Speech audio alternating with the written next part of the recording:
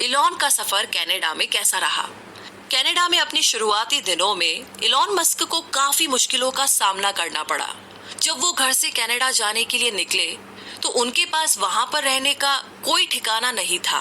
उन्होंने वहां पर अपने कुछ रिश्तेदारों को खोजा और किसी तरीके से रहने का बंदोबस्त कर लिया। अपना 18वां जन्मदिन उन्होंने कुछ पड़ोसियों और रिश्तेदारों के साथ में मनाया जिन्हें वो ठीक से जानते तक नहीं थे। तो इस दौरान मस्क ने कुछ और जॉब्स भी की, जैसे कि सब्जियां वगैरह ले आना और लकड़ियां काटना।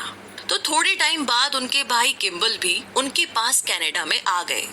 अब साल 1989 यानी कि 1989 में मस्क ने क्वींस यूनिवर्सिटी ओंटारियो में दाखिला लिया, जहां पर उनकी मुलाकात अपनी पहली पत्नी जस्टिन विल्सन से हुई। पहली डेट के लिए जस्टिन ने उन्हें बहुत तरसाया था, मगर मस्क भी कम जिद्दी नहीं थे। जस्टिन ने बाद में कहा कि इलॉन किसी को भी अपना दीवाना बना सकते हैं। वैसे आगे कॉलेज की पढ़ाई ने मस्क की जिंदगी में बहुत से बदलाव लाए और वो अभी भी स्पेस और एनर्जी की बातें किया करते थे, जिसका उनके क्लासमेट अक्सर मजाक उड़ाया करते थे। मस्क उन लोगों से मिले जिनसे उनके विचार मिलते थे।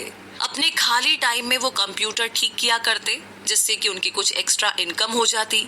वो अपने क्लासमेट्स को स्पेयर पार्ट्स भी बेचा करते थे। तो इसी तरीके से 2 साल बाद मस्क को स्कॉलरशिप मिली। उन्होंने यूनिवर्सिटी ऑफ पेंसिल्वेनिया से अपनी पढ़ाई जारी रखी।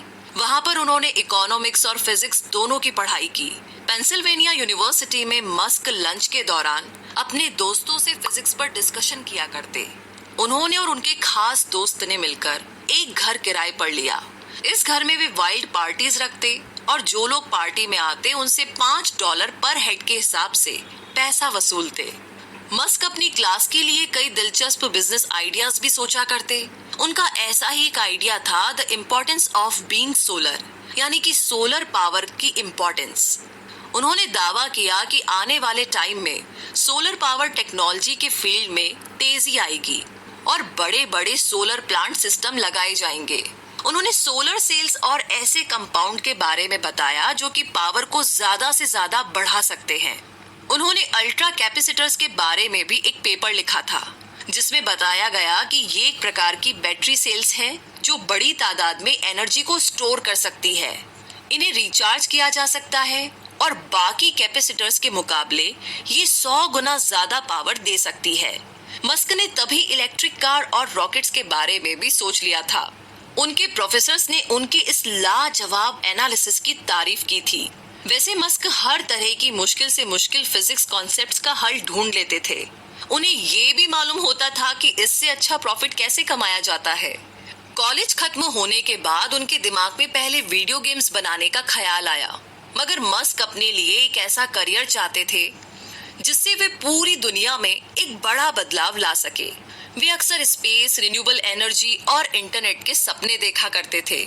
उन्हें यकीन था कि आने वाला कल इन्हीं का होगा।